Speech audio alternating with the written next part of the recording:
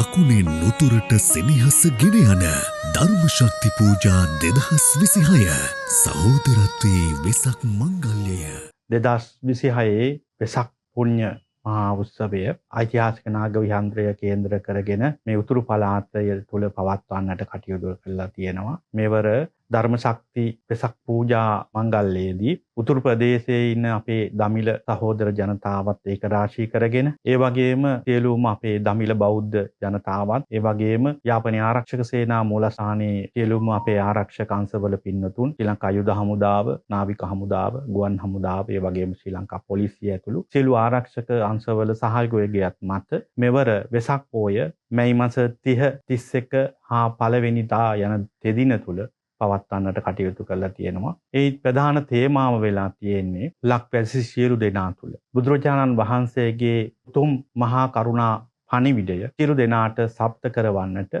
කොළඹ ප්‍රදේශයේ සිට සර්වජ්‍ය ධාතුන් වහන්සේලා ප්‍රදර්ශනය කිරීමක්, ඒ වගේම අපේ දමිළ දරුදැරියන්ගේ චිත්‍ර ප්‍රදර්ශනයක් පවත්වලා සියලු ආගමික සුහදතාවය ගොඩනගන්නටත්, ඒ වගේම වෙසක් පෝයේ පණිවිඩයක් අපේ දමිළ දරුවන් තුළ ඇති කරවන්නටත්, ඒ වගේම මේ ප්‍රදේශයේ තුළ අපේ සියලු ජනතාව තුළ යම් විදිහේ බුදුරජාණන් වහන්සේගේ ධර්මයේ තියෙන සුවපත් භාවය ජනතාව තුළට යම් විදිහේ දහම් පණිවිඩයක් ලබා දීමේ තේමා කරගෙන තමයි මේ පින්කම් මාලාව සිද්ධ කරන්නේ. සියලු පින්කම් අපි දෙරණ මාධ්‍ය ජාලයේ අනුග්‍රහය මත, ඒ වගේම සියලුම අපේ සංවිධාන, අපේ සිංහල වෙළඳ සංගම්, ඒ වගේම මේ ප්‍රදේශයේ සිටින දමිළ ජනතාව, දමිළ බෞද්ධ සංගම් වල ඒක රාශීත්වයෙන් මේ පින්කම් මාලාව පවත්වනවා. අපි රටවැසි සියලු දෙනාට බොහොම කාරුණිකව ආරාධනා කර සිටිනවා මේ උතුම් පින්කම් මාලාව සඳහා සහසම්බන්ධ වෙලා තමන්ගේ ජීවිතය තුළ ඒ පුණ්‍ය කටයුතු දියුණු කර ගන්නා ලෙස කාරුණිකව ආරාධනා කරනවා.